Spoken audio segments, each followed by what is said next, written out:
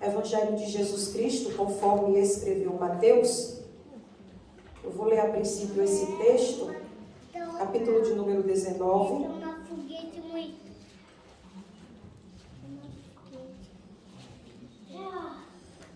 Mateus, capítulo de número 19.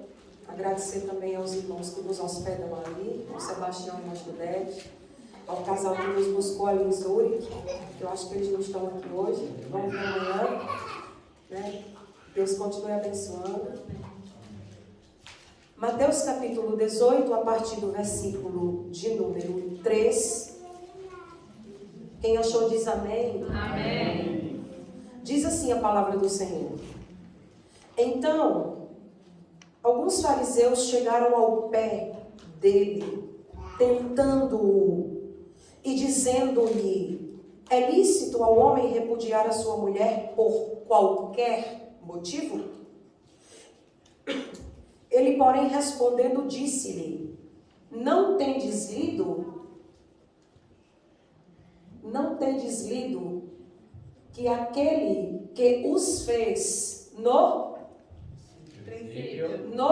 princípio. Ok. Aquele que os fez no princípio. O que é princípio?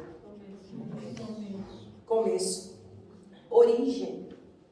O que é que Jesus... Eu quero começar o seminário falando sobre relacionamento. Mas antes de nós começarmos a falar, eu quero que os irmãos já comecem a compreender uma coisa. Existe um padrão.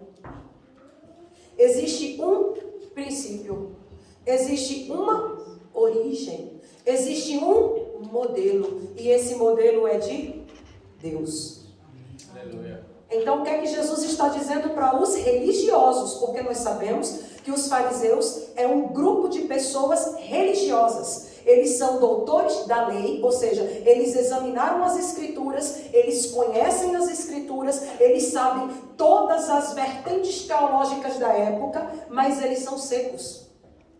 Então eles vão tentar Jesus, porque na verdade eles têm tido uma interpretação dura e diferenciada do que Deus estabeleceu. E quando eles vão tentar Jesus, Jesus vai dizer: ei, no princípio não era assim. Quando Jesus diz que no princípio não era assim, o que ele está fazendo? Ele está nos convidando a voltar para o modelo, para o padrão. É claro que o texto vai dizer ali: no princípio era macho e fêmea os fez. Versículo seguinte, por favor. E disse, olha só o que é que está escrito. É aqui que a gente começa o seminário. E disse, portanto, deixará o homem pai e mãe. O que é pai e mãe? Modelo padrão. Ele vai deixar pai e mãe, modelo padrão, princípio, origem do que é uma família. Aí o que é que vai acontecer? E uniciar a sua mulher. E serão dois em uma só. Olha o princípio. Ele cresce com os pais. Quando ele chega na idade de casar, ele vai deixar a casa dos pais com uma esposa, macho e fêmea. Depois que ele deixar, ele vai estabelecer uma nova família, no padrão original, seguindo o padrão de Deus. E depois, uniciar, sendo uma só. Hoje é o contrário. Hoje, primeiro, as pessoas se tornam uma só carne, continuam vivendo na casa dos pais, experimentam até ver se dá certo, se não dá. Parece test drive de carro.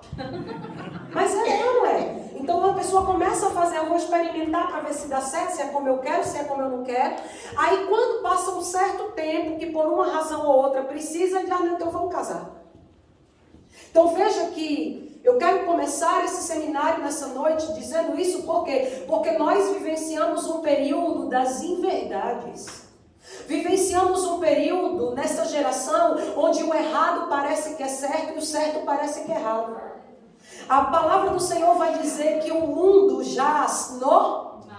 Se o mundo jaz no maligno, tudo que o mundo nos apresenta é marketing de Satanás. Tudo que o mundo traz é para colaborar com a definição satânica das coisas. Literaturas erradas. Se o pai aqui, a mãe aqui não verificam o que os filhos têm estudado na escola, muitas vezes você vai ver absurdos. Não só na Suíça, no Brasil, em toda a Europa e na América. Por quê? Porque nós vivemos ainda no mundo. Então, para estarmos aqui, nós estamos vivendo com parâmetros que estão na contramão, preste atenção aqui, ó, estão na contramão do original. É por isso que está tudo dando errado. E as pessoas, elas não querem entender. Não era assim no princípio, na origem, no modelo, na referência que eu te dei. É o que Jesus está dizendo para os religiosos.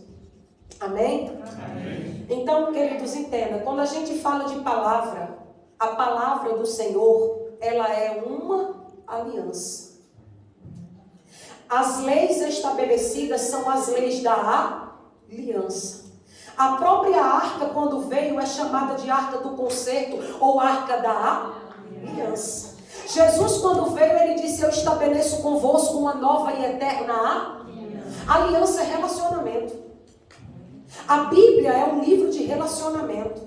Mas a Bíblia não é um livro apenas de relacionamento de homem e de mulher. A Bíblia é um livro de relacionamento nosso com Deus, nosso com nós mesmos e nosso com os outros. Aqui nessa palavra está todo o protocolo, toda a normativa de como nós devemos conviver conosco, com os outros, com o marido, com os filhos e com Deus. A origem está aqui. O plano divino está aqui. E se eu entender que o plano divino é este e resolver obedecer o plano divino, eu posso até enfrentar dificuldades, mas eu vou vencer. Você vai vencer. Embora nós estejamos vivenciando no mundo, sendo atormentados pelos personal influencer. Já prestou atenção que hoje nós temos vivenciado uma avalanche de personalidades digitais, personalidades físicas e até, pasmem, personalidades espirituais que são referência. Mas muitas vezes nós não vemos o Senhor como referência. Porque a opinião do personal parece que deturpa o que está nas escrituras. Mas muitos seguem a opinião do personal, mas não seguem as escrituras. É a geração do coach. É a geração do digital influencer. É a geração do megabyte, terabyte, seguidor. É a geração que está deturpando os valores. É a geração que pega como espelho o casal do Instagram. Os filhos do Instagram. Os filhos que foram para tal país, ou que falam tais línguas, ou que fazem tais universidades, das redes sociais, mas muitas vezes aquilo é uma fake news, aquilo é uma maquiagem, aquilo é uma mentira, é um engodo, é um marketing de Satanás para entristecer o coração do povo de Deus, transformar as verdades em mentiras. E nós estamos inseridos nisso e não tem como mudar. Na internet todo mundo é feliz. Nas redes sociais todo mundo está bonito. Todo culto bombou. Todo filho é o mais inteligente. Toda esposa é a mais bonita, mais bem feita. É assim ou não é? Aí muitas esposas começam a entrar no padrão daquela pessoa na internet, daquele personal, daquele influencer, e começa a entristecer a sua própria alma. Só que sabe o que está escrito em João 15, verso 5? Sem mim, nada podeis fazer. Aleluia. Sabe o que está escrito no Salmo 127, versículo 1? Se Deus não edificar a casa, em vão trabalham aqueles que nela edificam. Se Deus não guardar a cidade, em vão trabalha aqueles que estão ali guardando. Você está entendendo? Quem está entendendo? Aleluia. Então nessa noite eu quero começar a dizer para a igreja do Senhor, para a noiva do Cordeiro, que a família perfeita é imperfeita. O casamento perfeito é imperfeito. Os filhos perfeitos são imperfeitos. Você é imperfeito. Eu sou imperfeito. Por quê? Porque nós somos humanos. E o que Deus quer de nós, que nós venhamos a seguir a palavra. Quem crê nessa noite que a Bíblia é a nossa normativa? Aleluia. Quem crê nessa noite que a Bíblia é a palavra de Deus? Se você crê que a Bíblia é a normativa da igreja e que a palavra é a palavra de Deus, siga ela. Ainda que todo mundo não faça, faça. Ainda que ninguém faça, faça. Você entende? Não é porque alguém não faz que eu também não vou fazer se a Bíblia manda eu fazer. Então nós precisamos entender que família é coletivo. E coletivo só avança se viver em uma só marcha. Marido e mulher, uma só carne, mas com os filhos, a mesma marcha. Agora tenta imaginar o pai, a mãe e os filhos. Um marcha para cá, outro para lá e outro quer para trás. A casa não avança. A família não cresce. É como se tivesse um remando para cá e o outro remando para lá. Então, ninguém sabe para onde vai nem como funciona. Você está entendendo? Então, o que eu quero te dizer é que nós somos o povo da aliança. E uma coisa que Deus preza pela aliança. Eu gosto de dizer que quando eu era criança, eu acredito que todos que estão aqui vão lembrar disso, com exceção das crianças. Quando nós comprávamos um objeto, uma geladeira, um fogão, um freezer, aquilo durava 10, 15, 20, 30 anos, era ou não era? E tem coisa que tem 30 anos, pastor, e até hoje não quebrou. Mas na nossa geração, olha como é em tudo. Se faz tudo para quebrar ou durar 1 ano, 2 ou 3. Aí quando quebra, o que é que faz? Estragou. Põe no lixo. É ou não é? Mas o princípio, a origem diz assim, ó. Quando quebra, ele conserta.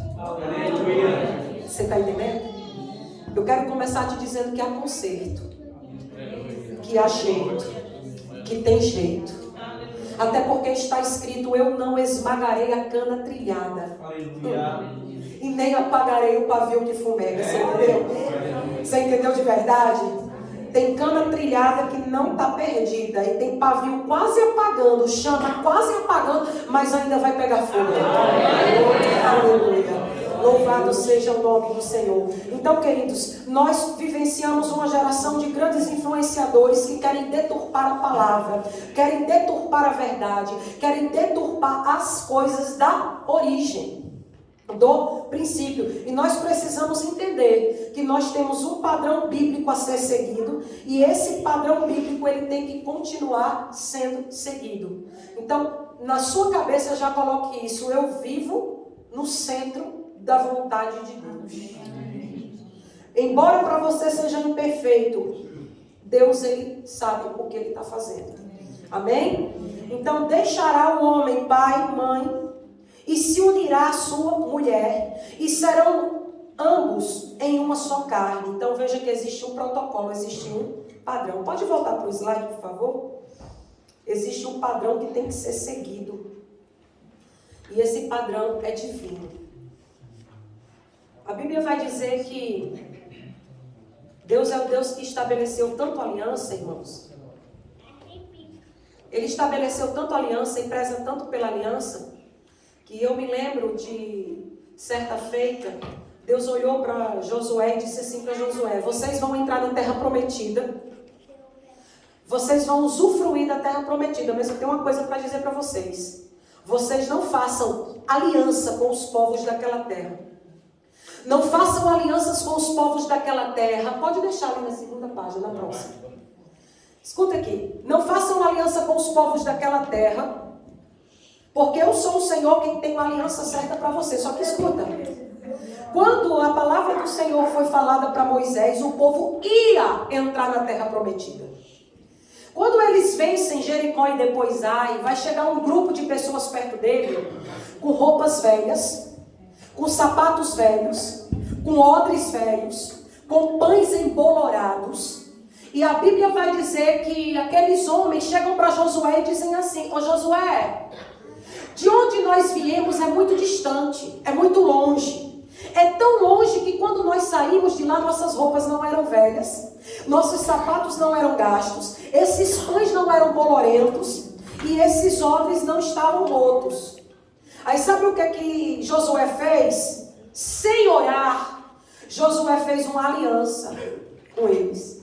Você já ouviu falar essa palavra, a palavra dos gibeonitas? Aí sabe o que aconteceu? Os reis de Canaã, quando descobriram que os gibeonitas fizeram aliança com Josué, eles se levantaram para guerrear contra Gibeão. Aí Gibeão mandou um aviso para Josué em Israel, dizendo assim: Josué, envia o exército de Israel para nos socorrer, porque os reis de Canaã estão se levantando contra nós. Aí Josué foi orar. Sabe o que Deus falou para Josué? Te vira. Você fez aliança. É como se Deus tivesse assim, ó. Você fez aliança? Lute pela aliança que você fez. Aí a Bíblia vai dizer que Josué levanta o exército de Israel, vai para o campo de batalha para defender os gibeonitas dos reis de Canaã. E é nesse texto que a Bíblia vai dizer assim, irmão Nilson, e que quando Josué orou, o sol parou. Você sabe o que Deus está dizendo? Se você lutar pela sua aliança, eu entro na guerra contigo. Se você não desistir da aliança que você fez, eu entro na guerra contigo. Você já fez aliança, já deu a palavra, lute por ela. Aleluia. Se você lutar por ela, Deus vai lutar com você por ela. Amém, igreja? Amém. Então quebrou, não joga fora não. Tem conserto. Tem jeito. Tem jeito. Não esqueça, do jeito que você é imperfeita, alguém também é imperfeito. Do jeito que eu sou imperfeita, o meu marido é imperfeito. E a família é base, é projeto de Deus.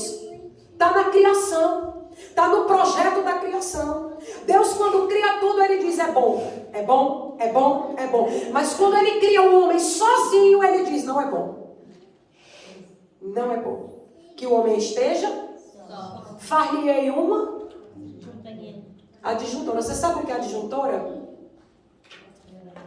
Adjuntora, no original hebraico, quer dizer far-lhe-ei uma ezer-kenedo.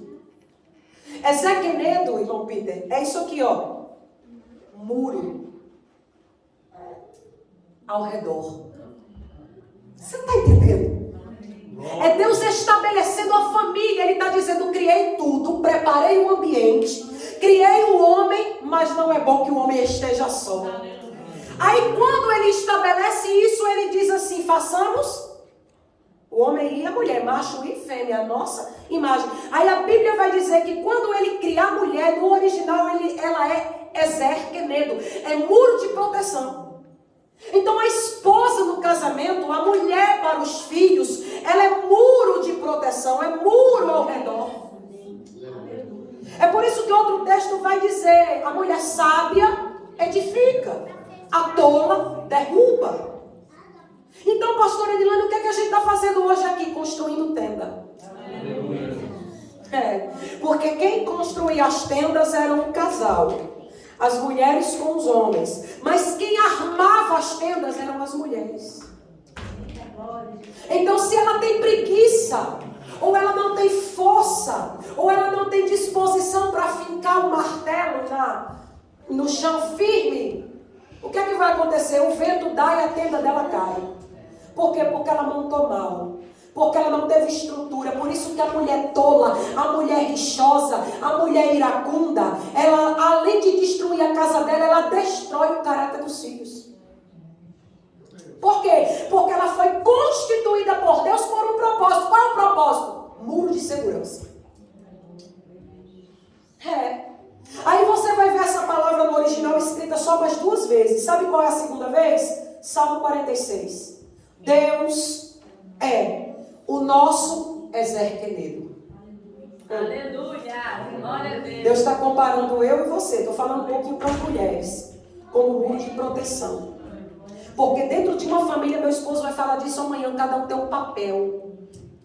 E quando os papéis são invertidos, a casa cai. Tudo desmorona.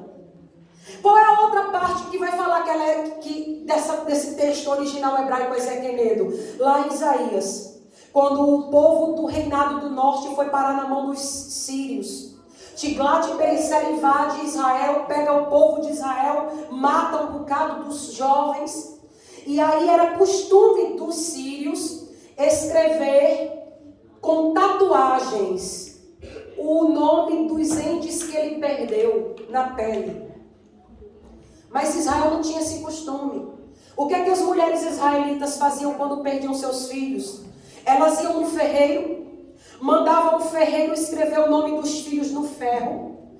Esse ferro era colocado na brasa e elas colocavam o ferro na mão. Aí o texto vai dizer, sabe o quê?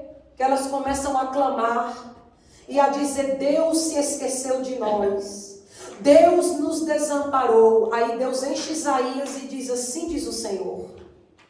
Ainda que uma mãe se esqueça do filho que amamentou, todavia eu, aí ele vai dizer um dos nomes dele, Ezer-Quenedo, jamais me esquecerei de vós, porque vos tenho gravado na palma da minha mão. Aleluia. Sabe o que Deus está dizendo no texto de Isaías? Deus está dizendo assim, eu sou tua mãe, eu sou aquele que te gerou, que te formou, que te alimentou, que te orientou, e aquele que vai sair na peleja para defender você.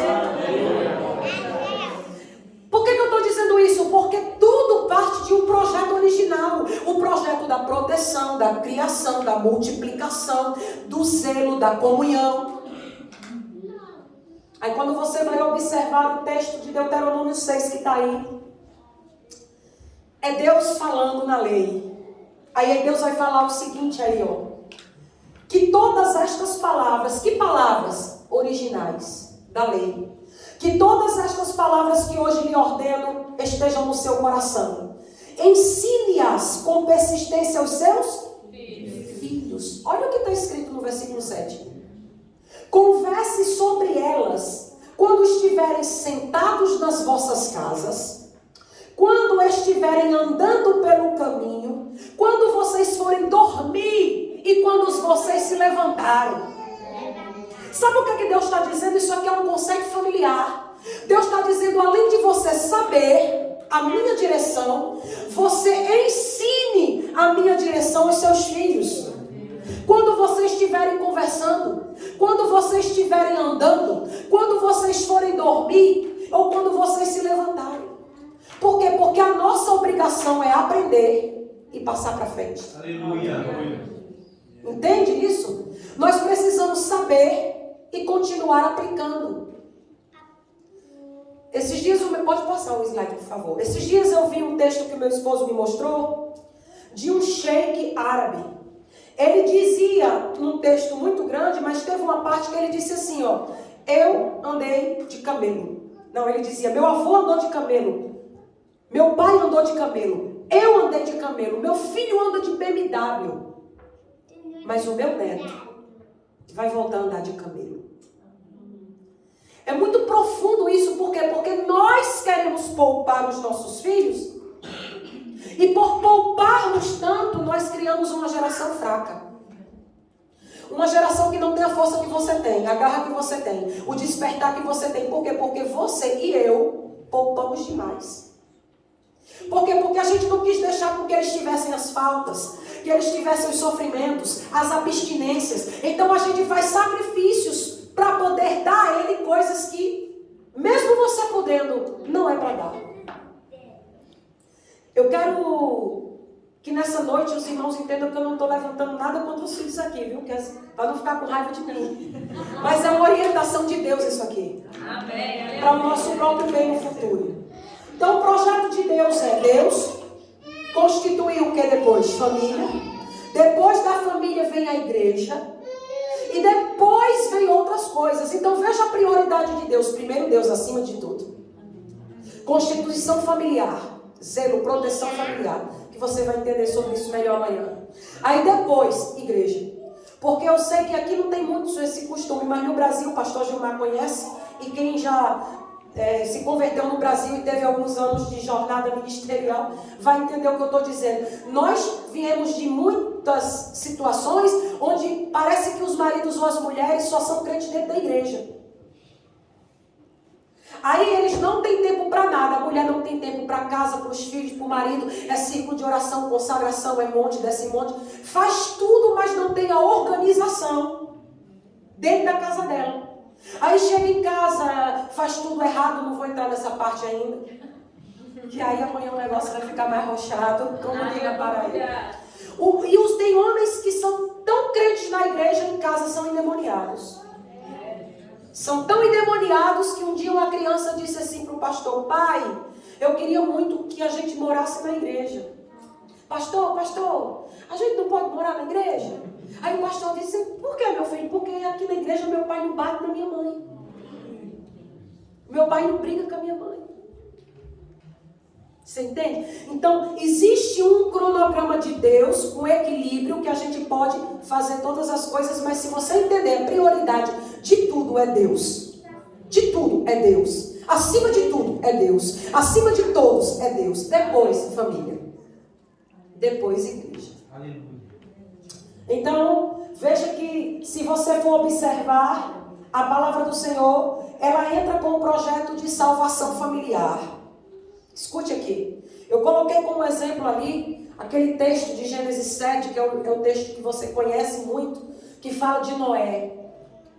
Você vai observar que o tempo de Noé era assim, parecido com o de hoje. O que é que acontecia nos tempos de Noé? Os homens trabalhavam, as coisas que eles queriam conquistar eram terras, plantações, animais. Aí Deus aparece para Noé e diz assim: Noé, constrói arca.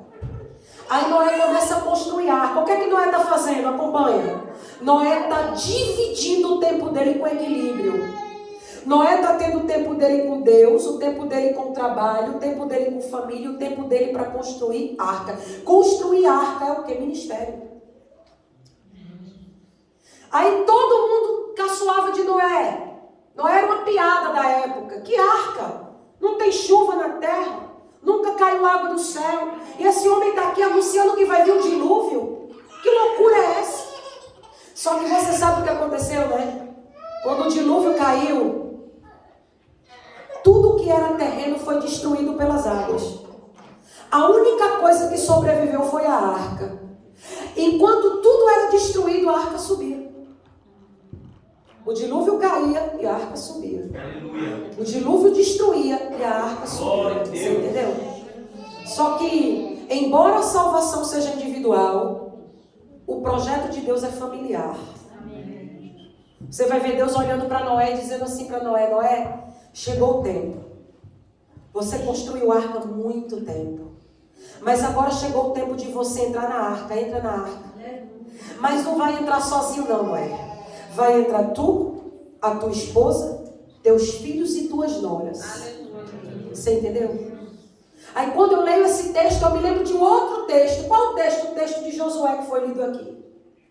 Vós decidam a quem vós servis. Decidam. Por que Josué estava dizendo para o povo decidir? Porque o povo estava vivendo em Canaã. Porque o povo estava vendo como os cananitas viviam. Enquanto eles moravam em tendas, os cananitas moravam em castelos, em palácios. E eles, como povo escolhido, viviam em tendas. As mulheres tinham um padrão de vestimenta. As mulheres tinham um padrão de comportamento. Mas as mulheres de Canaã tinham outro padrão de vestimenta e de comportamento. O negócio ficou tão sério que as mulheres de Deus começaram a querer ser como as mulheres cananitas. Falar como as cananitas, vestir como as cananitas, andar como os costumes dos cananitas. Josué se levanta, porque a obrigação da liderança é se levantar no meio das crises. Josué se levanta e olha para eles e diz: ei, vocês decidam. Quem é que vai decidir se vai romper a aliança ou continuar? É você. Vocês decidam a quem vocês vão servir. Mas eu e a minha casa, aleluia, serviremos ao Senhor. Você está entendendo? Se você for puxar isso aqui para questão de liderança eclesiástica é uma coisa, mas ele está puxando aqui como líder dentro da casa dele. Ele está defendendo a casa dele, ele está defendendo a mulher dele, ele está defendendo os filhos dele, ele está defendendo a tribo dele. Sabe qual é o problema da nossa geração? Por causa do empoderamento satanista, do feminismo que é deturpado, é tirar do homem a liderança que é do homem. E aí as pessoas começam a querer decidir por elas, as mulheres, coisas que não lhes cabe decidir. E olha que eu falo isso, eu fui muito quebrada. Aleluia. Paraibana, advogada, descendente de Pedro. Eita Jesus. Você entendeu? Estou falando sério.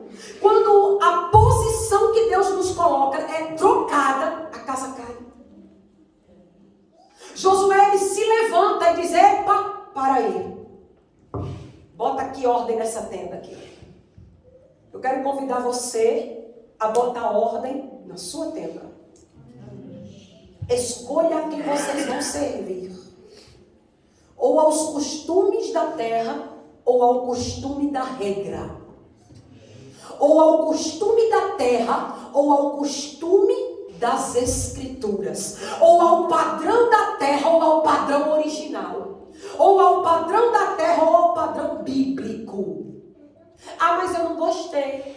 Não gostei da palavra, não gostei da mensagem, não gostei disso, não gostei daquilo. Mas o tempo mudou, o negócio está moderno. Sabe o que é que modernizou? Foi Satanás camuflado que começou a entrar dentro da igreja, começou a entrar dentro do pensamento de crente, começou a querer mudar a liturgia de culto, ortodoxia de culto, mentalidade de culto, adoração de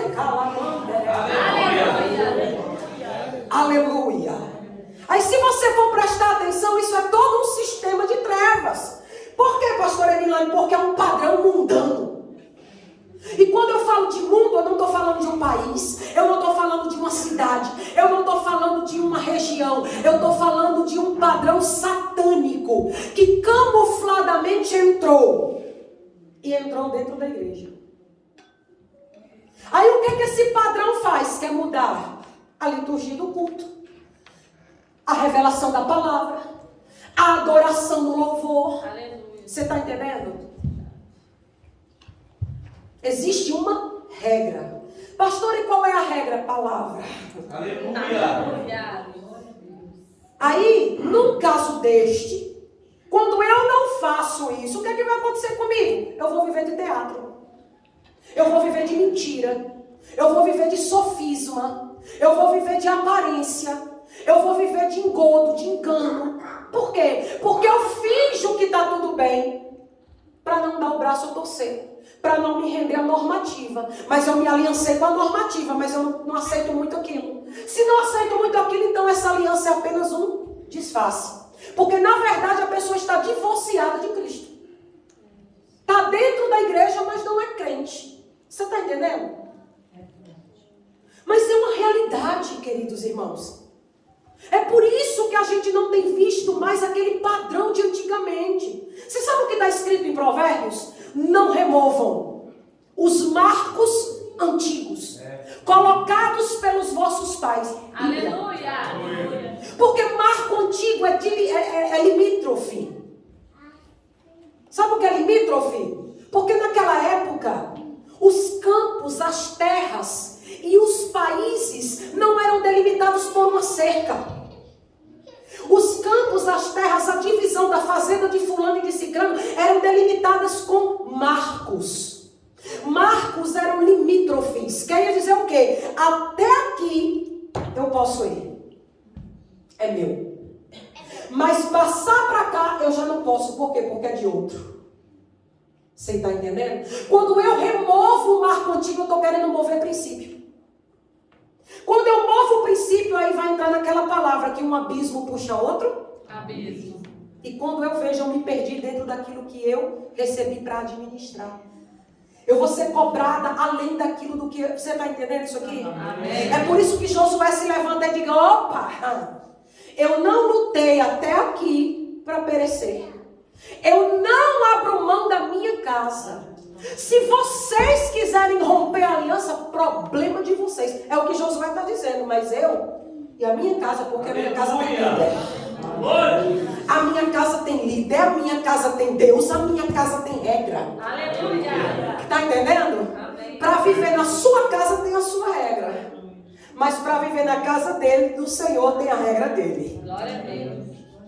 Nós estamos entrando tanto nesse sistema mundano que é satanista, pastor. Igreja do Senhor, tenta raciocinar comigo. É tão satanista, é tão satânico, é tão enganoso, que ele quer mudar até a nossa maneira de cultuar a Deus. Se a gente for enveredar por esse modernismo mundano, não, quero te dizer que a palavra é a mesma, Deus é o mesmo, a porta estreita, não passou por reforma, continua a mesma. Se eu for observar o que Josué está dizendo, pode passar, por favor, meu filho. Se eu for observar o que Josué está dizendo, ele está dizendo assim, ó, pode estar todo mundo aí fazendo tudo errado, mas comigo não, ó. E se você, irmãos, eu digo isso com temor, porque eu sei que hoje vivemos uma situação, eu sou advogada e fui professora de direito. E quando eu estava prestes a renunciar, porque eu não estava querendo renunciar, mas quando eu estava prestes a renunciar, eu dava aula de direito de família. Era uma das cadeiras que eu dava na universidade. E eu lembro bem que naquele dia eu ia dar aula sobre diversidade familiar. E aquele dia da aula era família homoafetiva. Me deu um conflito existencial e parece que Deus fez assim no meu peito. Eu te disse para tu sair fora. Mas eu não queria sair. Porque uma das coisas que eu mais amo é sala de aula. Eu amava ir para a faculdade, eu amava estar ali. Era uma coisa que estava dentro de mim. E naquele dia, quando eu comecei aquela aula, eu disse bem assim para os meus alunos, olha, todo mundo sabe que eu sou missionária, isso naquela época. E eu vou dizer uma coisa para vocês sem risada. Eu era muito amiga dos meus alunos. O que eu vou ensinar hoje, eu não concordo. Mas eu vou ter que ensinar, porque o direito não pode fechar os olhos ao que não concorda, o direito tem que regrar. Eu disse isso para eles. Foi a minha última aula. Depois daquele dia eu fiz, não dá não, Jesus, realmente chegou. Então, por que eu estou te dizendo isso? Porque no sistema judiciário existe pluralidade familiar, mas é porque a realidade existe pluralidade familiar. Hoje, nós vamos observar que nós temos famílias monoparentais. Nós temos mulheres que são pai e mãe. Nós temos homens que são pai e mãe. Nós temos famílias reconstituídas. E nós temos famílias que foram reformadas. O que eu quero dizer? Eu quero dizer que Deus, Ele já sabe de tudo isso, tanto que está nas Escrituras. Então Ele quer cuidar de toda a família do Senhor. Só que nós precisamos entender, no caso principalmente das famílias que não têm a presença paterna, em que a mulher, ela precisa entender que ela vai precisar educar os filhos para depois não ter dor de cabeça com eles. Você não pode deixar, em hipótese nenhuma, que haja perda de respeito dentro da sua casa. Aleluia, Jesus. É minha casa, é minha regra. E eu vivo sobre um governo, e esse governo é divino. Aleluia. Não, mas não pode bater, não pode, não é espancar, pode disciplinar. Aleluia. Pode sim. Senta, sem telefone, você não vai. Aleluia. Porque se você não fizer isso hoje, você vai ter um grande prejuízo amanhã. A gente acabou de chegar de Zurique. Um casal de brasileiros altamente estruturados que estão aqui há mais de 18 anos, que trabalham no banco aí. O menino tem 11 anos de idade e xinga o pai em inglês, em palavrão. Você entende? Por quê? Porque ele sabe que se houver alguma coisa, ó, você está entendendo? Tem que ter regra. Aleluia. Nós precisamos, principalmente quem tem filhos menores ou adolescentes que vivem nesta nação, precisa entender que você está aqui, mas o governo é de Deus na sua casa. Aleluia. Filho não manda em pai. Aleluia. Filho não manda em mãe. Existe uma regra e essa regra tem que ser cumprida. Sabe o que é que Deus diz? Disciplina teu filho com vara, não é espancar. Disciplina teu filho com vara. Porque quando ele for, ensina. Sabe qual é o processo dos judeus? O processo dos judeus chama processo da tradição, começa com 0 ano. Do 0 aos 3 anos a criança fica com a mãe. Sabe o que é que a mãe faz? Canta hinários que falem que Deus abriu o mar, que Deus parou o sol, dos testemunhos do Deus de Israel para as crianças, de colo. De 3 até os 6 anos, essas crianças dividem o tempo entre a mãe e as escolas, porque as escolas em Israel os professores são rabinos. Ou seja, os ensinamentos são filtrados. Espera, isso não convém, não ensina. Você entendeu? Por quê? Porque é um padrão, existe um governo. E nós precisamos entender que sorrateiramente, silenciosamente, o diabo tem entrado dentro das casas. Qual é o maior objetivo de Satanás? Bombardear as famílias. Qual é o maior objetivo de Satanás? É botar na cabeça dos filhos que eles podem ser o que eles quiserem. Não, eles não podem ser o que eles quiserem, porque eles nasceram ou macho ou fêmea. Você está entendendo, queridos? Existe um protocolo divino que ele libera sobre a nossa casa e os nossos descendentes ou bênção ou maldição. Nós temos que nos colocar na brecha, na fenda da rocha por esse propósito. Então, quando você olhar, pode passar, por favor. Quando você vai olhar, nós temos sido bombardeados por uma série de criação de leis. Nós na Terra agora estamos vivenciando um processo de transição. Qual é esse processo de transição? O processo jurídico de transição. Por que eu digo jurídico? Porque a Suíça, o Brasil, a França, a Alemanha, são todos signatários de um protocolo chamado Protocolo 2030, que a gente já falou sobre isso até no seminário de escatologia. Mas o que tem a ver esse protocolo com hoje? Sabe o que tem a ver? Naquele protocolo existe uma normativa que diz que os países que são signatários do tratado, eles vão ter que, até o ano 2030, adequar seu ordenamento jurídico soberano da nação ao protocolo da Agenda 2030. E sabe o que está lá? Uma das coisas que está lá? É difícil de falar. Interrupção a partir de 11 anos de idade. A partir de 12 anos de idade, escolher se é macho ou fêmea. Você está entendendo?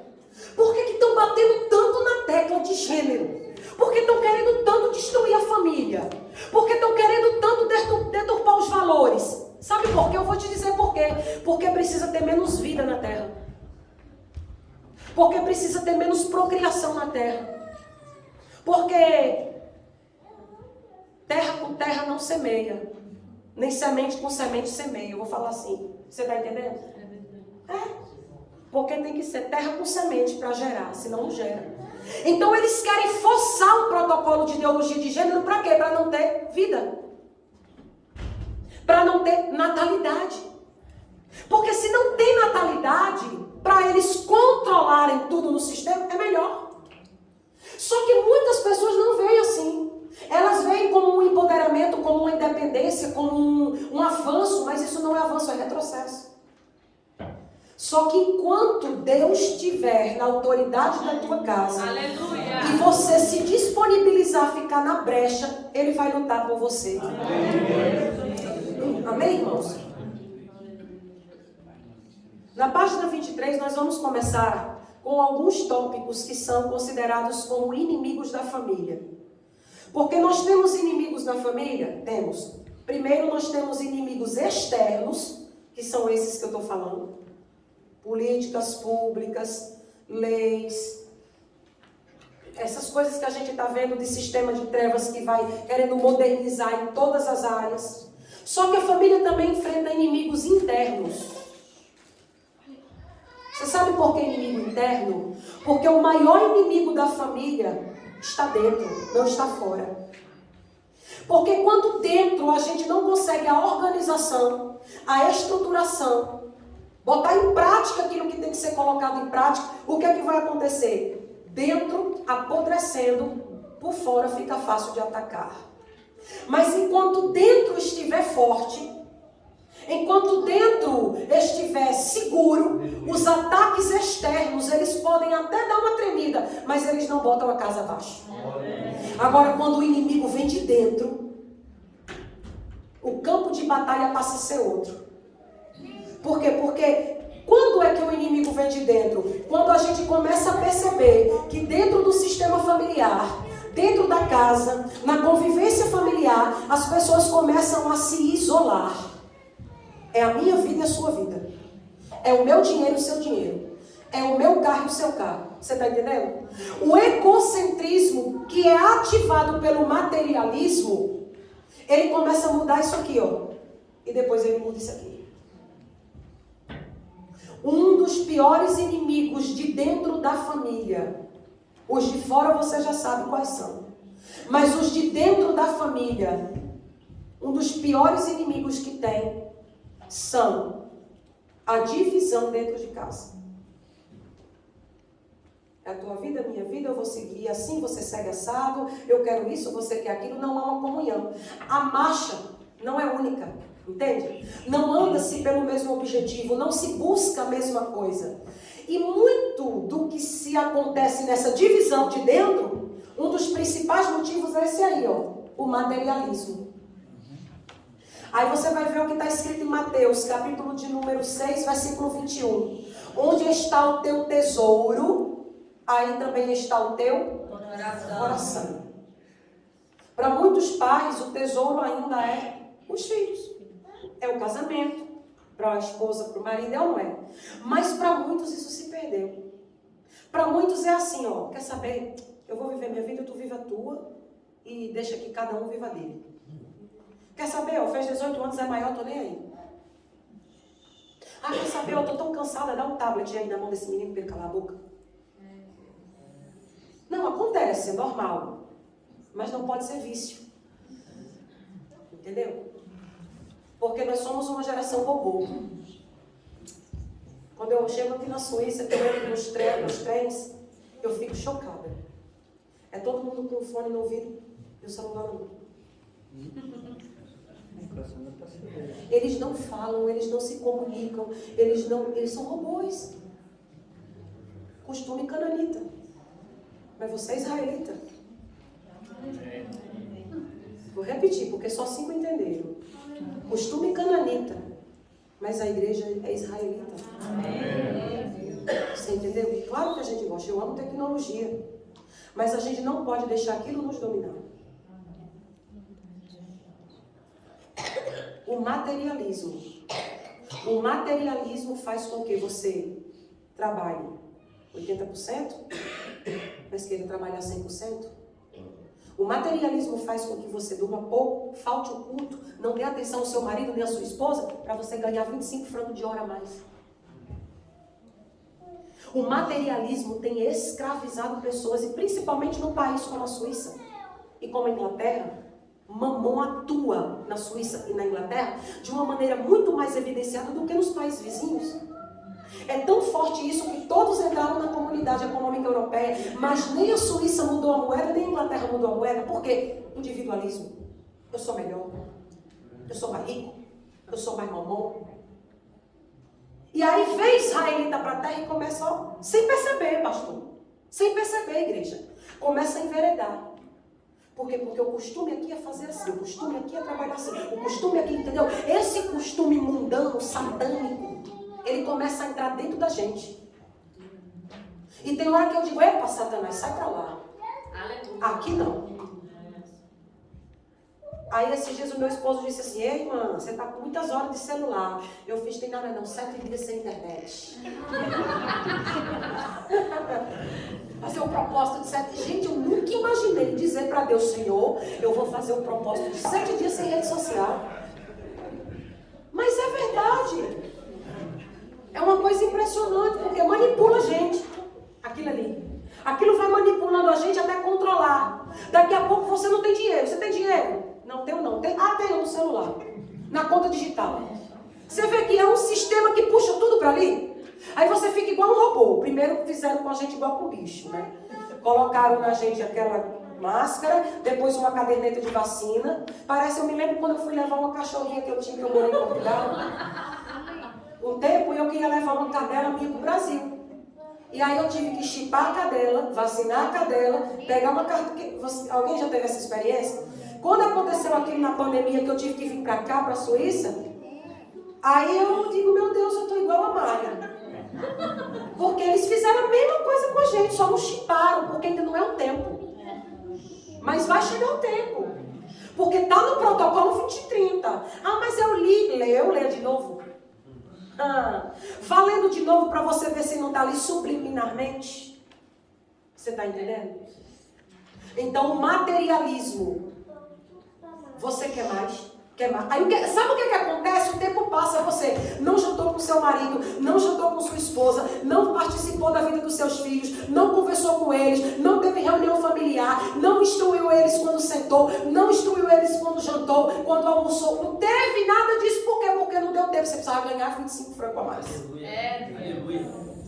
Será que 2 ou 3 horas vai roubar da tua vida, fazer você perder uma grande quantidade de dinheiro? Ou será que você está perdendo um tesouro que não tem preço porque tem valor? Então, queridos, o materialismo pior, tanto que nos estudos que nós fizemos, ele está em primeiro lugar. O materialismo, inclusive nos casamentos, ele causa mais divórcio do que adultério. É meu. Cadê o dinheiro? Onde é que está? É uma coisa doentia. Por quê? Porque se escravizou aquilo ali. Se tornou escravo daquilo ali. Aí eu acho lindo Deus olhar para o crente e dizer assim, você, enquanto você dorme, eu providencio. Você, compre sem dinheiro, porque eu vou mandar o recurso. Oh, meu Deus do céu. Irmãos amados. O propósito que eu creio deste seminário é a gente entender que os princípios estão invertidos. Que é claro que ter condição traz prazer, mas eu não posso trocar o prazer pelo dever. É meu dever participar da vida dos meus filhos. É meu dever jantar com meu marido, ele comigo. É meu dever ter um momento de mesa, uma comunhão, uma cadeira para puxar. Você entendeu? Minha filha senta aqui, meu filho senta aqui. Vamos ter um momento familiar. Não se tem mais isso. Por quê? Porque primeiro que os filhos, eles não querem mais aquilo. Por quê? Porque a gente deixou andar. Mas quando a gente puxa as rédeas para a nossa mão, quando a gente vê que tem que ter um equilíbrio, e esse equilíbrio é coletivo. Tanto nossos filhos têm que saber o momento de parar e até onde ir, como o marido e a esposa. Mas quem vai instruir se você não falar? Quem vai ensinar se você não disser? Você tem que exercer do jeito que Deus cuida de você, e da sua casa, e da sua mente, e do jeito que Deus exorta o filho que Ele ama. Você tem que exortar os seus filhos. E eles têm que entender que a exortação é amor. Disciplina é amor. Quando eu estou orando, eu digo, Senhor, eu já tenho a promessa. O mais difícil é a promessa. Se eu tenho a promessa e não está acontecendo, então me exorta. Eu preciso saber o que está faltando, porque o erro é em mim. Eu preciso saber o que está faltando para eu fazer, para eu me posicionar, para que o Senhor cumpra a tua promessa na minha vida. Você entende? Por isso que eu amo a exortação. A exortação é boa. É boa. Por que a exortação é boa? Porque a exortação é um sinal. É Deus dizendo, opa, está faltando aí. Conserta aqui. Arruma ali. E se eu não quiser exortação, eu vou fazer isso aqui, ó, no deserto. Ó. Aleluia. Aí eu posso até chegar em Gilgal e olhar para Gilgal assim, ó, na ponta do pé, e ver Canaã ali, mas eu não posso atravessar porque tem o Jordão aqui. Por quê? Porque eu ouço e não obedeço. Porque eu ouço e não pratico. Porque eu conheço e não faço. E Deus não quer que eu conheça. Deus quer que eu cumpra, que eu viva. Aleluia. Deus não quer minha opinião. Deus quer minha obediência. Às vezes eu fico olhando, pastor Gilmar. Missionária Stephanie, Igreja do Senhor. A nossa geração. Tudo reclama. Já viu? Reclama de tudo. Eu queria ver esse povo diante de Deus. Ó Deus, é o seguinte. Não gostei da palavra que o Senhor mandou. Muito dura. Não gostei do jeito que o Senhor falou comigo. Você tem noção? É difícil. Esses dias não, misericórdia, Jesus. Há uns anos atrás, eu estava jogada no chão do quarto orando. Eu acho que eu já contei isso aqui. E eu jogada no chão do quarto orando e dizendo, ai meu Deus, eu vou desistir. Eu vou voltar a advogar, eu quero meu consultor, meu escritório, minha vida. Eu estou ferida, não aguento mais traição. E eu estava cheia de dor. Sabe como foi que Deus falou comigo? Levanta. Você está ferida, mas você não está morta. Você está viva. Para você ser suporte, você tem que suportar. Oh, aleluia. Como é que você quer aconselhar? Como é que você quer pregar sem experiência? Por quê? Porque Deus é Pai. O Pai admoesta, exorta. Eu vejo Paulo dizendo para o seu filho na fé, Timóteo, lá em 2 Timóteo capítulo 3, dizendo, ei, naqueles dias os homens serão amantes de si mesmos. Não suportarão ouvir a sã doutrina. Terão comichão nos ouvidos. Por quê? Porque o culto do glória, aleluia, eu sinto a presença do Espírito Santo. É o culto da profecia. Eu tenho um código para te dar. Uma chave está sendo virada. A bola é assim. O povo nem viu bola, nem viu código, nem chave, mas está tudo glorificando. Mas é verdade. Você entende? Por quê? Porque o povo perece por falta de conhecimento. É conduzido. Eu vejo o cego e os cegos atrás. Igreja acionada por movimento. É tanto do movimento, é tanta do oba-oba, e o povo ali, e o jovem assim, vazio de Deus.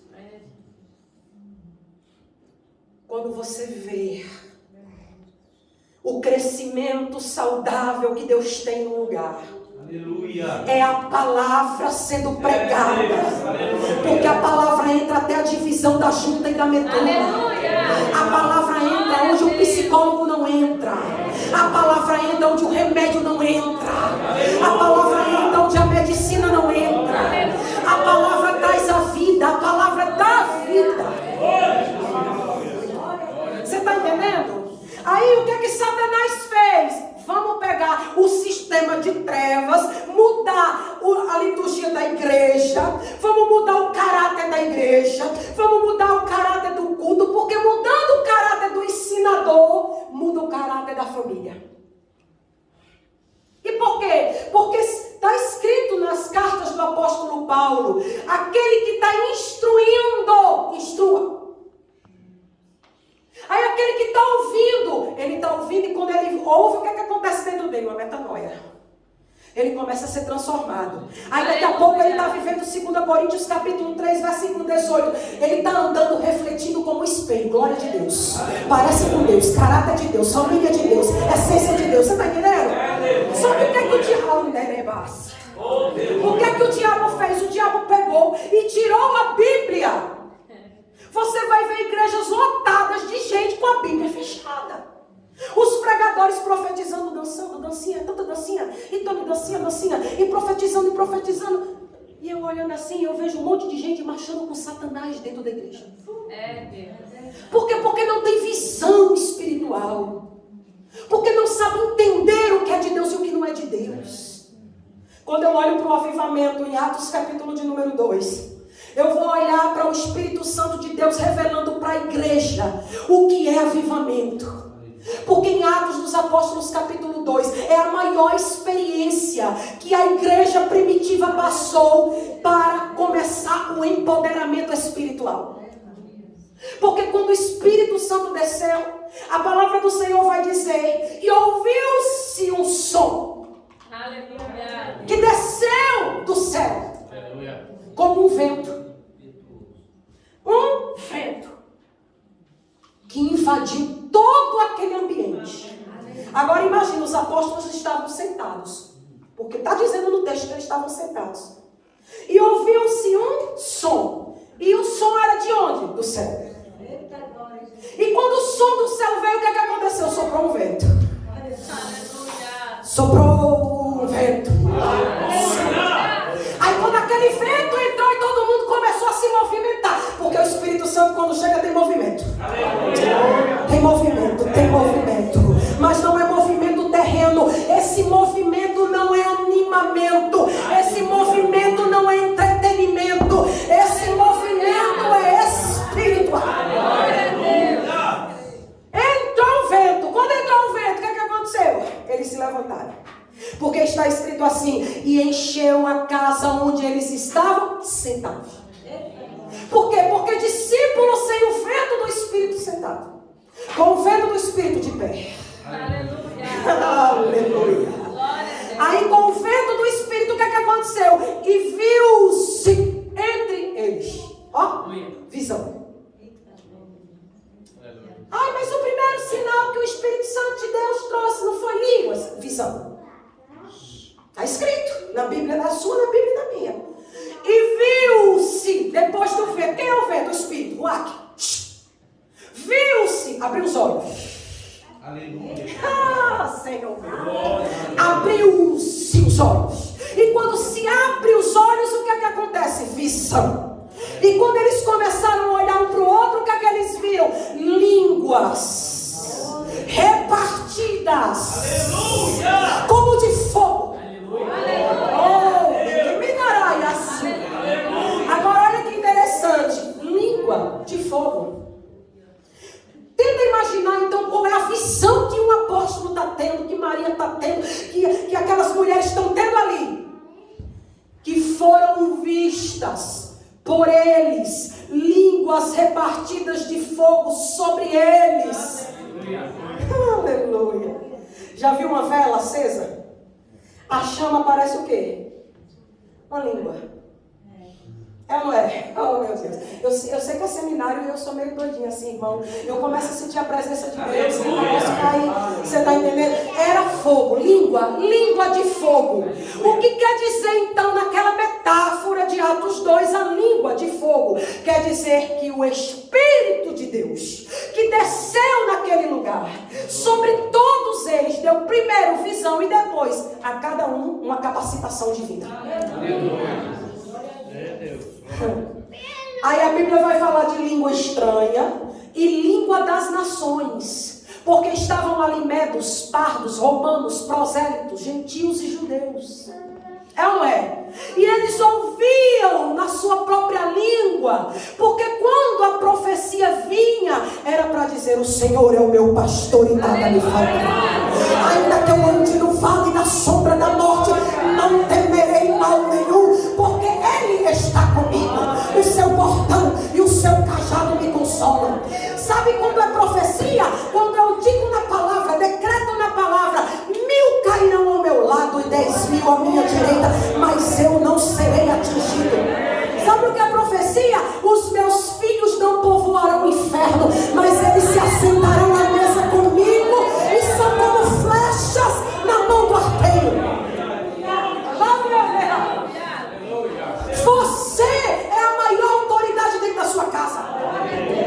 Você é a maior autoridade constituída por Deus dentro da sua família. A mulher como muro de defesa, o homem como sacerdote da casa, como provedor da família. E os filhos honrando seus pais, porque um dia eles também estarão nas suas próprias casas. Primeiro mandamento com promessa: honra teu pai, honra tua mãe. Aí qual é a promessa? Eu, o Senhor, multiplicarei os teus dias na face da terra. Aleluia. Línguas de fogo. Aí tem um texto na Bíblia que também fala de língua de fogo. É quando Elias vai consertar o altar. Aí a Bíblia vai dizer que o fogo veio e lambeu a água. Quem é que lambe a língua? Língua de fogo. O que está acontecendo aqui? Empoderamento divino. Capacitação divina. Aprenderam na teoria, andaram com Cristo, estão andando com Cristo, mas agora vai ser você. Você está entendendo? Aí o que aconteceu? Eles ficaram tudo lá pulando e dançando? Não. O movimento vem aí, ó. No pulo e na marcha sem propósito espiritual. E olha que eu sou pentecostal, né? Mas o avivamento é palavra.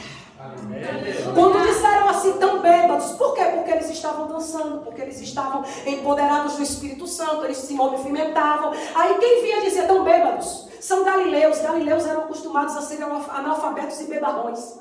Você está entendendo? Aí alguém disse, não somos bêbados, não estamos cheios de mosto. Quem disse? Pedro. Aí a Bíblia vai dizer que ele começa a pregar palavra. Quando ele prega a palavra, o que é que vai acontecer? 3.000 almas são agregadas à igreja primitiva. Avivamento, fruto eterno. Avivamento, salvação. Movimento é momentâneo. Avivamento é palavra pregada. É Deus no trono e a gente não prega. Você está entendendo?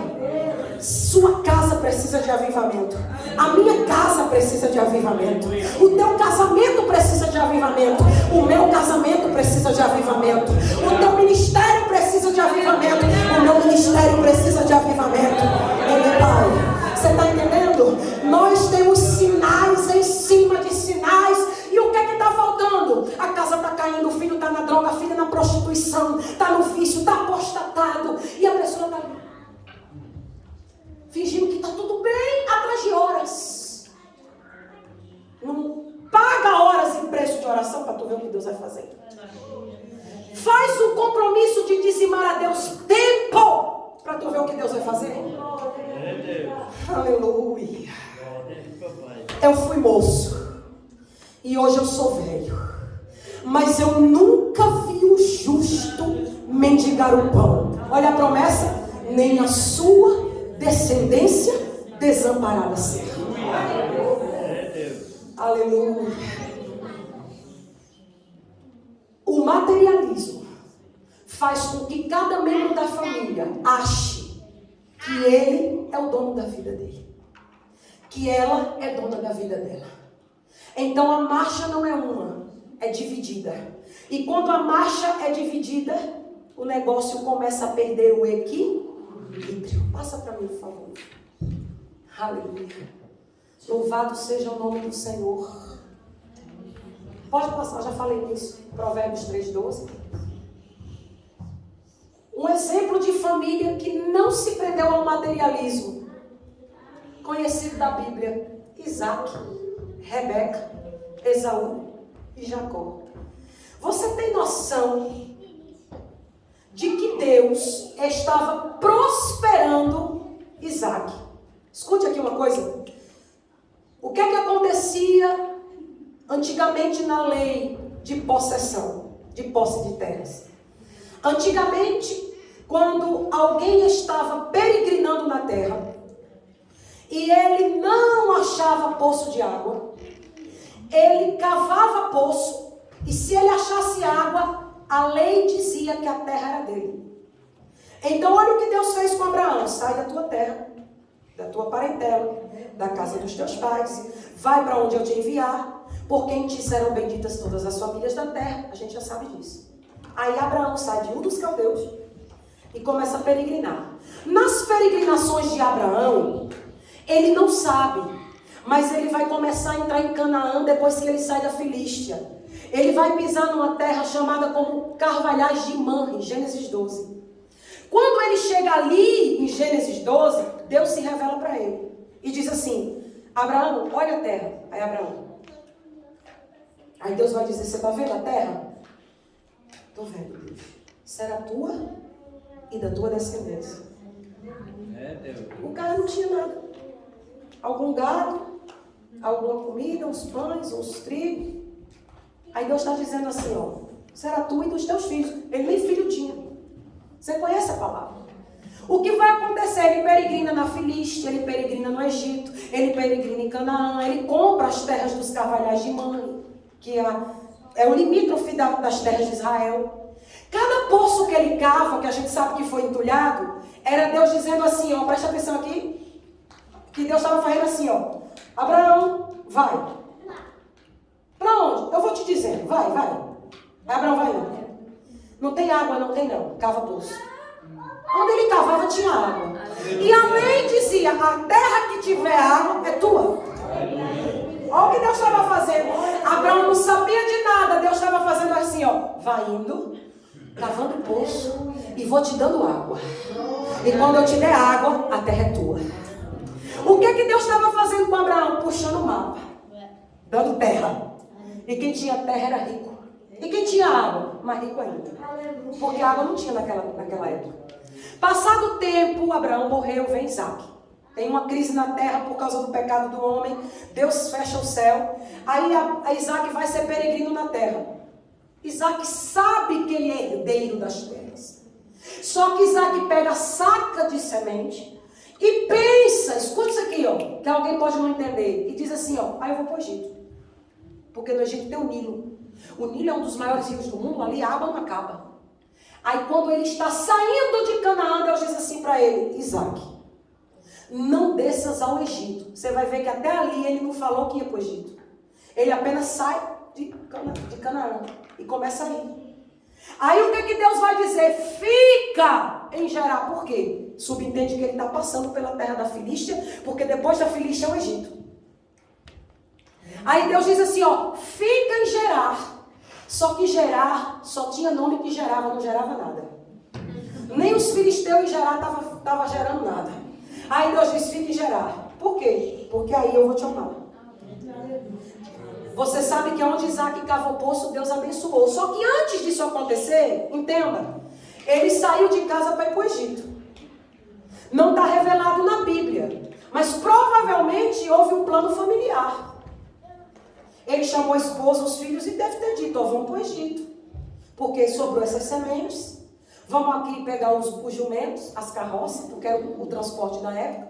Vamos descer até o Egito, botar nossa semente lá, porque lá tem água. Agora imagina na cabeça dos meninos e da esposa pensando, então agora a gente vai ter providência de Deus, porque vai ser para o Egito, né? O Egito era uma potência. Aí Deus diz assim, ó, fica aí. Terra erosiva, seca. É aí, fica. Você não vai ver essa família de Gênesis 26 e 27 em guerra por causa de dinheiro, em guerra por causa de semente, em guerra por causa de terra. A única guerra que você vai ver nessa família é porque tinha um Jacó em casa que queria a bênção espiritual. Porque se você for ler bem, ele não queria a herança, ele queria a bênção da primogenitura. Tanto que quando ele foge com a bênção da primogenitura, mas a herança fica com Esaú. Ele chega lá em Padã Arã sem nada. É a única guerra que vai ter na família. Que depois Deus consertou. Você está entendendo?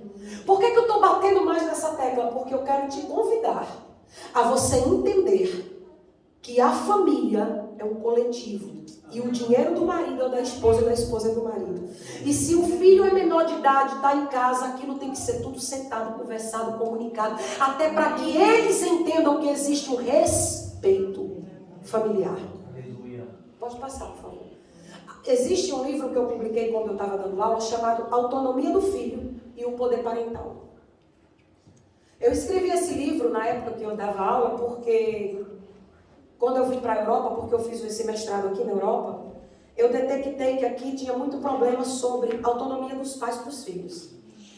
E quando eu detectei isso, eu resolvi escrever sobre direito nessa área. E na época, quando eu escrevi sobre isso, eu vinha fazer esse trabalho que eu fiz na época em 3 países aqui em Genebra. E uma das coisas que nós detectamos ali é que quando um pai ou uma mãe que detém o poder familiar, que hoje é chamado de poder familiar, sobre um filho e ele é proibido de exercer por qualquer outro tipo de sistema, está, eu não sei se vocês sabem disso, mas está errado. Inclusive na legislação aqui na Suíça. Por que eu digo isso? Porque eu fui estudar para saber. Porque o poder paternal, que hoje é chamado de poder familiar, ele é um direito civil. E uma legislação jurídica de proteção de menor, de polícia e disso, daquilo outro, é uma lei subordinada. Então, uma lei superior não pode ser mudada por uma inferior. Você está entendendo? Então, você tem o poder familiar. Mas se a polícia, se a escola... Eu não estou espancando ninguém, eu estou educando. E se alguém quiser roubar o meu poder familiar, também pague a conta. Do seguro de saúde, do calçado, da alimentação, do prejuízo que der. Você está entendendo? Existe uma ordem nisso. Segundo motivo que causa, eu já falei. Acabei falando, pastor. Ativismo. Pode passar, meu filho, por favor. Esse ativismo, essa correria, essa globalização, essa situação de falta de equilíbrio. Falei também, pode passar. Pode passar, por favor. Desunião. O que é uma desunião? A desunião, na verdade, é a falta de comunhão. A desunião, ela é o terceiro principal inimigo da família, segundo os estudiosos. Por quê? Porque ela destrói o coletivo. Ela destrói o coletivo de uma maneira tão grave que o marido começa a ser inimigo da mulher. E a mulher começa a ser inimiga do marido. E a filha começa a ser inimiga da mãe, e do pai, e do próprio irmão, e vice-versa. Por quê? Porque essa desunião, ela é ativada pelo egocentrismo, pelo individualismo, que são coisas de dentro, psicológicas, que atacam a formação biopsíquica funcional, saudável, que é plano de Deus original, e ela é bombardeada principalmente pelos inimigos de fora. Só que esses inimigos de fora que são amizades, leis erradas, aconselhamentos que não coadunam com o caráter de Deus. E muitas vezes os de dentro que são bombardeados com isso, o que é que eles fazem? Não quero ver não para não ter problema. Não quero aceitar não para não poder... Não, você entendeu? Aí isso de não quero nem ver, não quero aceitar. Isso aí é uma avalanche. Quando você menos espera, aquilo que era pequeno se transforma em uma bola de neve. Por isso que quando esses inimigos externos vêm, tem que ter reunião familiar. Tem que ter mesa. Tem que ter cadeira. Tem que ter tempo de conversa. Tem que ter diálogo. Tem que ter comunicação. Olha, a realidade é esta. O que é que a gente vai fazer? Assim, assim e assim. Pode passar, por favor. Porque a desunião, ela rompe com a união. Ela rompe com o único. Ela tira a marcha, entendeu? Ela desfoca o objetivo. Olha o que está escrito aqui em Efésios. Eu coloquei muito isso aí, principalmente porque essa desunião faz com que a casa se transforme numa hospedaria. A gente botou até hotel ali para ficar mais bonito. Mas a verdade é que a casa se transforma numa hospedaria. Então, quem está ali é hóspede. O que hóspede faz quando chega? Ele chega recuado. É ou não é? Aí quando chega a hora de comer, ele pega a comida e vai para o quarto. Ou ele come e vai para a piscina. Ou ele come e ele vai para a rua. Por quê? Porque ele é hóspede. Hóspede não tem comunhão. Hóspede não tem relacionamento. E tem muitas famílias dentro da igreja que vivem como uma hospedaria. A casa é uma hospedaria, não é um lar. O investimento que se gasta é em... Escute isso aqui, pode até doer, mas escute isso aqui. O investimento que gasta é assim, ó. Eu tenho que comprar uma bolsa nova da Gucci. Eu tenho que comprar um perfume novo da Yves Saint Laurent. É ou não é? Ah, não, mas o meu filho tem que calçar um tênis novo porque a moda atual... Você entende? Black Friday. Você entende? Mas é verdade. Aí o que acontece? Gasta-se tempo com isso, não tem esse equilíbrio para primordial. Aí o que vai acontecer? Aquilo vai entrando. E vai entrando. E a pessoa vai crescendo, porque criança é esponja. Ela nunca vai aprender pelo que você vai dizer, viu? Mas não vai mesmo. Ela vai aprender pelo que você faz. Criança não aprende por discurso, mas aprende por modelo.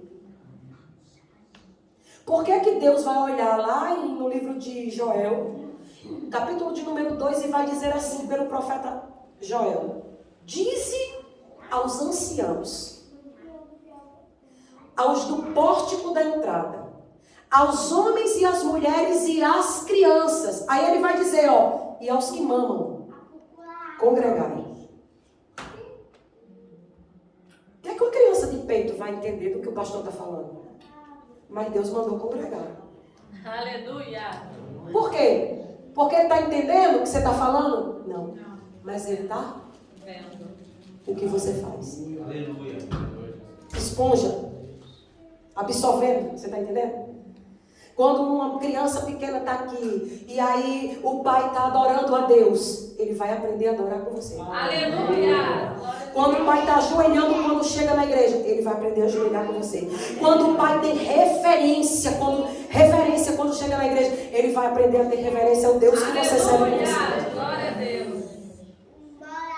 Se não fosse crítico, era cômico. No Brasil, um obreiro da igreja chegava depois do culto e dizia assim para a esposa, na frente dos filhos pequenos: aquele pastor é duas caras.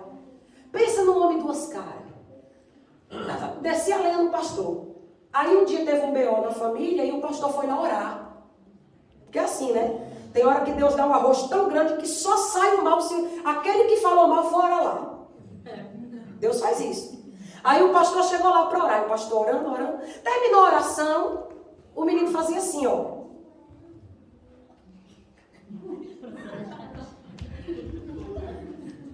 Aí isso o tempo condenado, né? Aí o pastor olhou e disse: ô meu filho, o que é que você está procurando? Aí o menino: ah, pastor, eu estou procurando a sua outra cara.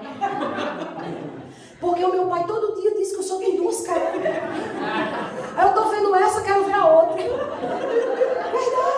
Você está entendendo? Por quê? Porque a criança vai aprender pelo que ela ouve, pelo que a gente faz, não pelo que a gente fala. É esponja. Se você orar, ela vai aprender a orar. Você já ouviu o testemunho? Tem uma cantora no Brasil muito conhecida chamada Lauriette. 2 minutos eu encerro. Essa cantora contou o testemunho dela. Você já viu que ela tem um vozeirão, né? Meu Deus, padrão Lauriette é. Ela contou o testemunho dela. Todos os dias, ela pequenininha, a mãe dela sentava ela na cozinha, na mesa da cozinha, colocava os CD, os discos de vinil para louvar. E ela ficava ouvindo, ouvindo o disco de vinil. E a mãe dela lavando prato, lavando roupa, limpando casa. E onde a mãe dela ia, botava a menina em cima de uma cadeira, de uma mesa, e a menina lá. A menina começou a imitar a voz das cantoras. E quando foi? Deus, obviamente, capacitou divinamente a menina. E ela se transformou no que hoje ela é. Você entende como é necessário que a criança aprenda com Deus? Agora, se a gente vem para a igreja, não respeita Deus aqui, não respeita lá fora, pode ter certeza que ela não vai receber o que você faz aqui, mas o que você faz lá fora. Por quê? Porque é o espelho que você está passando. Então, o que é que está escrito em Efésios 6? Vós, filhos, sede obedientes aos vossos pais, pois no Senhor, vossos pais no Senhor, porque isto é justo. Olha o que está escrito: honra o teu pai e a tua mãe, que é o primeiro mandamento com promessa, para que te vá bem e vivas muito tempo sobre a terra. E vós, pais, não provoqueis a ira dos filhos, mas criai-os na doutrina e admoestação do Senhor. Existe um pastor conhecido no Brasil chamado Luciano Subirá. E um dia eu estava ouvindo uma palestra dele, e ele, com outro pastor muito conhecido, que eu esqueci o nome dele, ele falou bem assim, pastor, que ele pegou enfermidade, e ele estava entre a vida e a morte no hospital. E ele disse que olhava para a porta do quarto, quando ele estava muito mal, e ele disse que via em visão, como se o espírito da morte estivesse entrando dentro do quarto. E ele abriu o coração em oração no pensamento, e ele disse: Senhor, eu invoco a tua palavra. E a tua palavra diz que se eu honrasse meu pai e a minha mãe, o Senhor multiplicaria os meus dias de vida. na terra. O Senhor sabe, meu Senhor, que eu honrei meu pai e minha mãe sempre. E eu invoco a tua palavra, porque ela não falha. Ele disse que orando no pensamento, e ele disse que via aquele espírito fazer assim, ó, voltar para trás. E ele anda para todo lado, ele trabalha como se subirá nesses seminários que ele dá para famílias e casais e tudo. E é uma bênção usada na mão do Senhor. Por que eu estou dizendo isso? Porque é mandamento. É como quem diz assim, eu odeio fulano. Mas você tem que amar. Mas eu não amo não. Você tem que amar. Porque amor não é sentimento. Amor é mandamento. Os filhos têm que honrar os pais para que a vida deles seja multiplicada na terra. Para que eles possam convocar a palavra de Deus para que a vida deles possa progredir. Dentro de um contexto familiar, os membros devem assumir seus papéis em detrimento da causa de todos os demais membros. Famílias em construção buscam maturidade e senso de responsabilidade. E para entendermos que nossa casa não é um hotel, onde os membros são hóspedes, uma casa familiar deve ser um lar de harmonia, um resort familiar, edificado na presença de Deus, e seus membros celebrando a alegria e o amor contínuos, das bênçãos provenientes das dádivas de ser uma família. Vamos ficar de pé em nome de Jesus? Aleluia. Glória a Deus. Irmãos, não existe ninguém que seja feliz se a sua família estiver destruída. Não tem como. Só que às vezes, escute isso, você é o stop da maldição da sua família. Às vezes é Deus que desperta você para você se levantar. Aí por isso que às vezes você cansa, é normal. Por quê? Porque você é coluna. E a coluna, ela suporta o peso. Verga sobre o chamado, aquele que é chamado por Deus, o peso da chamada. Verga sobre aquele que é chamado por Deus, o peso de suportar todo o peso espiritual da sua família, mas vale a pena. Vale a pena. Vale a pena você saber que um dia você vai poder ver os seus filhos e os filhos dos seus filhos. Vale a pena saber que um dia você vai ter uma família estruturada e a maldição familiar que aconteceu no passado não vai acontecer com você. Nem vai acontecer com suas filhas ou com seus filhos. Por quê? Porque você se posicionou na normativa divina. Aquele que se posiciona na normativa divina, escute, grave isso na sua memória. Deus vela para cumprir a sua palavra. Deus, ele não falha com a sua palavra.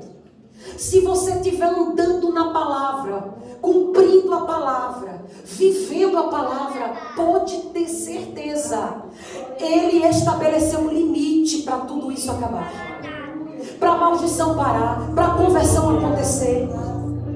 Deus vai alcançar toda a tua casa. Deus vai alcançar toda a tua família.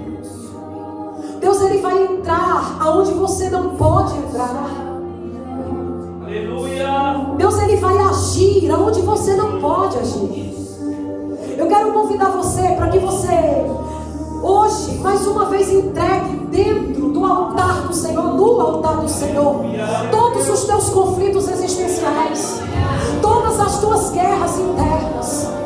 Não importa o berço que você nasceu, não importa o lugar que você cresceu, mas o que importa é o relacionamento que hoje você tem com Deus. O que importa é o que Deus verbalizou hoje sobre a tua vida, sobre os teus filhos, sobre a tua família, sobre a tua casa. O que vale a pena é obedecer aquilo que o céu estabeleceu ao meu e ao teu respeito. Por isso eu quero te convidar nessa noite a você entregar no centro da vontade do Senhor. Entrega teus filhos agora a Deus. Se você que está aqui é pai, é mãe, entrega tuas filhas, teus filhos ao Senhor.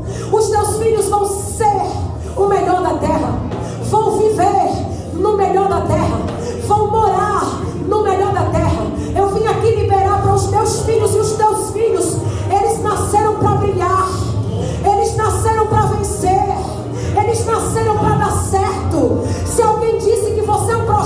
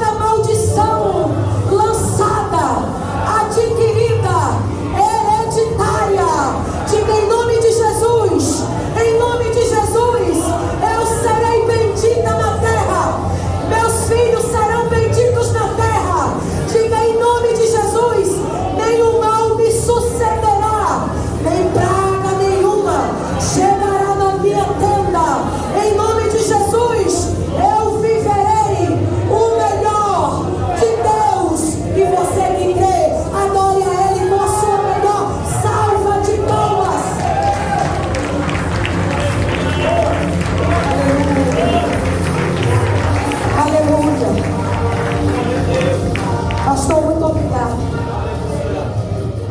Obrigada a todos. Igreja, eu, Senhor, abençoarei quem te abençoar. Disse ele a Abraão. E eu, o Senhor, amaldiçoarei quem te amaldiçoar. Quem libera a bênção é Deus. Não importa como foi até hoje, mas se você tomar posse da palavra a partir de hoje, até o que estava dando errado vai dar certo. Amém? E eu agradeço a oportunidade em nome de Jesus.